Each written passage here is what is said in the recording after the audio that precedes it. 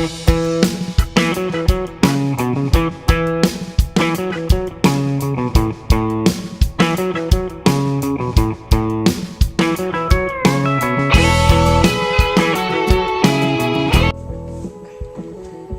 you for affording me the next few minutes to tell you about Christian education as it takes place at Christian Academy schools. Society has many agents of learning, education, and training. The family, media, peer groups, church, and school are some of the institutions that share responsibility for education in society.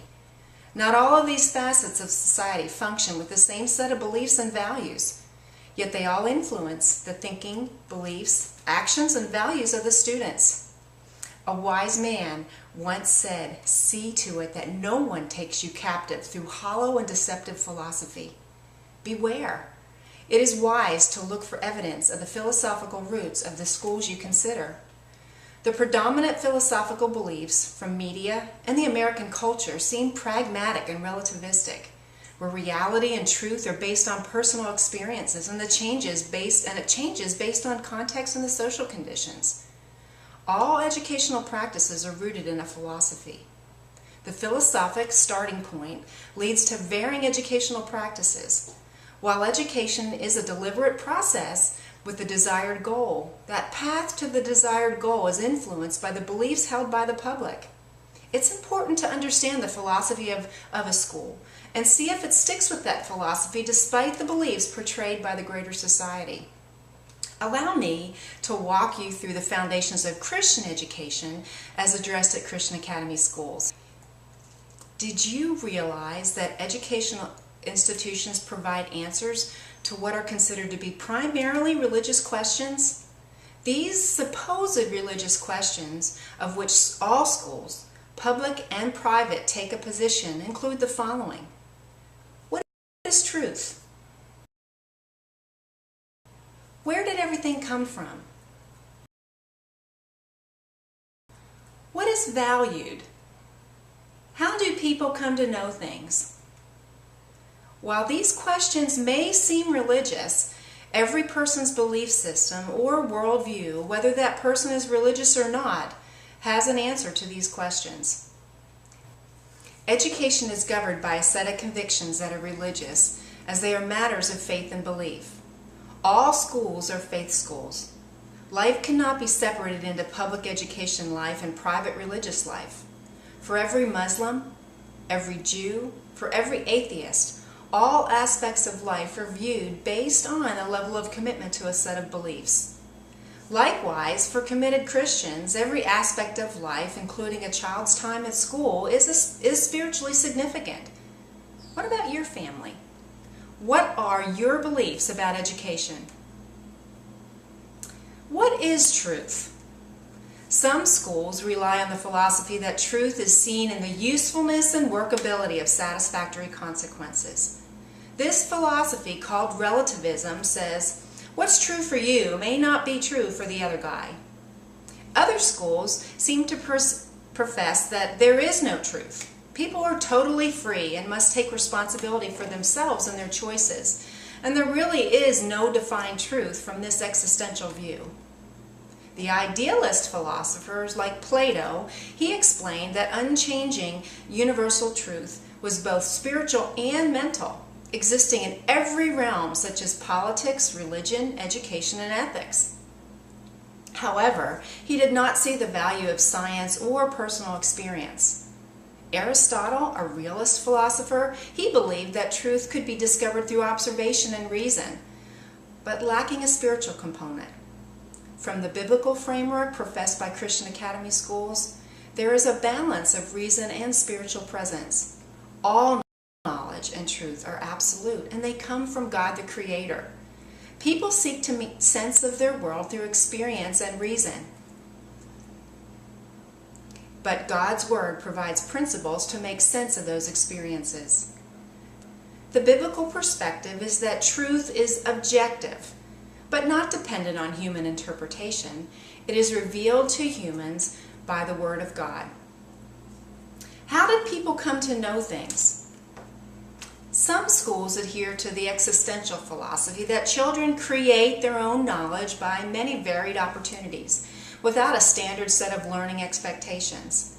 Statements such as, "You choose how this makes sense to you," those statements imply that there is no absolute truth.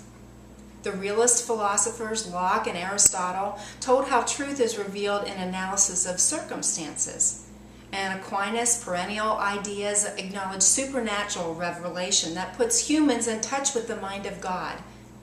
From the Christian perspective, children come to know by exploring their senses, experience and reasoning ability to discover knowledge that has been revealed by God and His created world. Knowledge, however, is not enough. One must have faith in order to maintain any degree of certainty.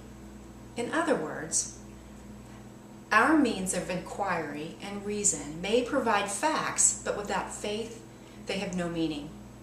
People do not create knowledge, but instead grow in understanding as they interpret their interactions with people and things through the lens of biblical truth. Just as a carpenter uses a plumb line to determine the straightness of his construction lines, the Bible is used to interpret the correctness of actions and thoughts. A goal of a Christian school is to help students acquire truth and relate to God. Where did everything come from? What is valued? People created by God in His image are both spiritual and material, as told in Genesis, the first chapter, verses 26 through 28. People, however, due to sin, are considered fallen, imperfect, and therefore the world is imperfect. Creation and people can be restored to a holy relationship with God the Creator and to each other through a saving relationship with Jesus Christ. Therefore, creation is valued, life is valued, the unique diversity of individuals is valued. Individual autonomy is supported by some secular schools, while community is valued by the Christian schools. Christian education supports diversity by participating in education of all believers in Jesus Christ from every race. Students are taught the core premise of Christianity, that all people should show the love of and compassion of Jesus that comes through a relationship with Him, and also through a relationship with society and towards themselves. Values are communicated through actions and statements. These actions in the Christian world are communicated, they communicate moral conduct and beauty. For the Christian educator, children are valued as those bearing the image of God. Actions communicate compassion, love extended to all people, because they too are created in the image of God. With these philosophical foundations in place for the Christian school, what does the inner workings of such a school look like? Students from preschool through 12th grade learn about science and mathematical principles and concepts, and they learn about these through play, hands-on experiences, lecture, and problem solving in order to use their reading ability, their reasoning ability, and life experiences to compare that with truth that they also learn about God's created world. Students learn to read literature, history, and the Bible. They learn to communicate through writing and speaking in order to tell, report, analyze, and support their ideas based on God's revealed truth. Students study history and geography and the arts in order to experience and enjoy God's created beauty, the order of people, and society. Children learn through the study of the Bible that they are created in the image of God with specific gifts and talents. They're loved by Him, and they're created to share that same love with others in their community and around the world. They learn that they have a special purpose to glorify Jesus with excellence in all they do and to love the Lord with all that they are. A school system is a building composed of multiple building blocks. Each of the building blocks represents philosophical beliefs about the nature of student, the role of the teachers, the intended goal of education. No educational system can claim neutrality to philosophical and religious beliefs. There is a direct relationship between people's basic beliefs and how they view the educational components of the nature of students, the role of the teachers, and the best curricular emphasis, the most efficient instructional methods, as the social functions of the school. Some schools see the student as a test score that indicates success or failure. Teachers are seen as controllers of content and those who motivate and give kids what they need to learn. Other schools see students as free individuals who create their own goals and navigate their own way. The teacher is seen merely as a facilitator or a guide.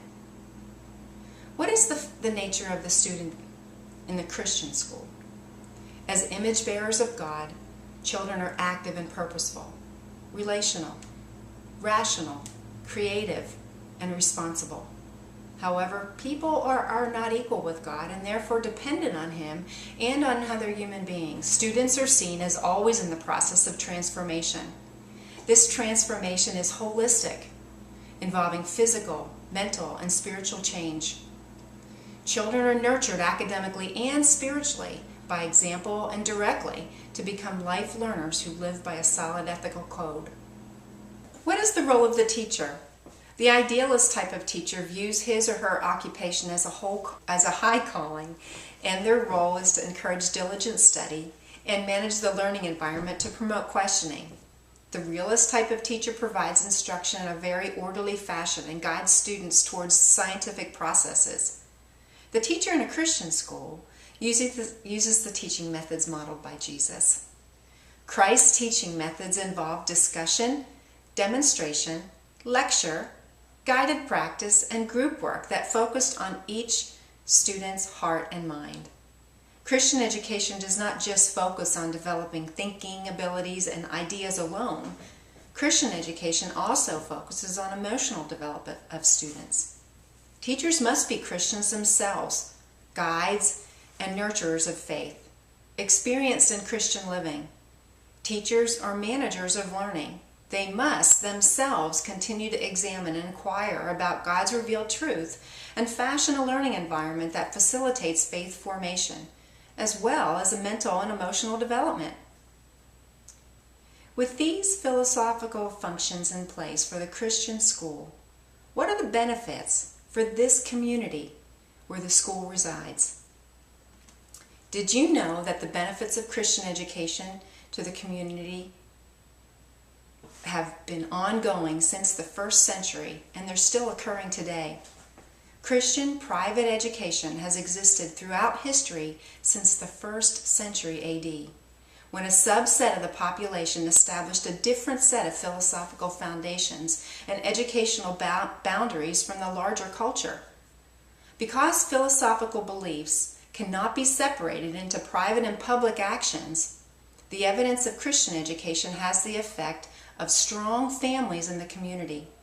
Additionally, Christian education has used reliable instructional methods, contributed to the organization of educational systems, and has positively influenced teaching methods of schools open to the public.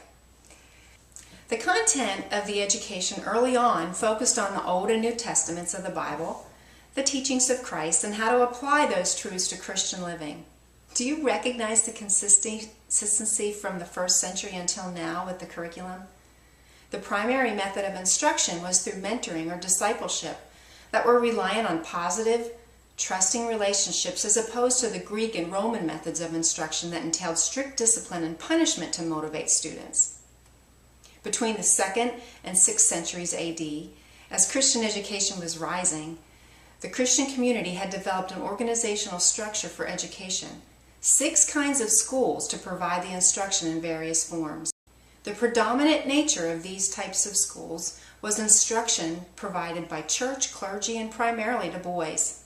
Some forms of Christian education were provided to children, while others were provided to adults entering the priesthood and occasionally to those entering vocations. Christian schools had the opportunity to influence the minds and hearts of children with theology and a worldview that was positive and counter to the authoritarian societal norms. While much of the world was in a state of confusion and stagnation with education, Christian education was moving forward. During the medieval period, Christian education was diverse, yet mostly restricted to the elite. Christian education during the medieval period was not stagnant, Monastic schools and libraries were formed throughout the Roman Empire. Thomas Aquinas, perhaps the most recognized educator of the late medieval period, developed a scholastic approach that combined Aristotelian realism with Christian theology. During the Renaissance, education became available to more of the general population. However, with the advancement of science, there was a shift from the spirituality revealed truth through thinking towards nature and rational thought. Then came the Reformation movement, sparked by two Protestant Christians, Martin Luther and John Calvin. They were instrumental in making public education a necessity based on biblical principles. Christian education has continued to have a presence regardless of social conditions and political pressures. Additionally, Protestant Christian schools have significantly impacted graduates of the communities in which they work and live. A recent study, the Cardis Education Survey, found Protestant Christian school graduates are uniquely compliant, generous, outwardly focused individuals who stabilize their communities by their uncommon commitment to their families, their churches, and larger society. Graduates of Christian schools donate money significantly more than graduates of other schools, despite having lower household income, are more generous with their time, participating far more than their peers both in service trips for relief and development and in mission trips for evangelism. The study found no evidence that Christian schools are breeding the stereotypical high political right-wing conservative. Instead, it found that these graduates are less engaged in politics than their peers, participate less in campaign, and donate less to political causes. Graduates of Christian schools are sources of hope and optimism about their lives and their futures. They have tools to engage a healthy relationship and address the problems of their lives. Protestant Christian school graduates are the only private school graduates more thankful for what they have in life than their public school peers, and they have greater direction in life. At Christian Academy, the students and families have provided comfort, support, and assistance through service projects in the Louisville community. Orphanages have been built in India. Medical care has been provided in Nicaragua, Honduras, and Ghana. The messages of hope through Jesus Christ have been delivered and shared through every location in Louisville, the U.S., and around the world where Christian Academy students have gone.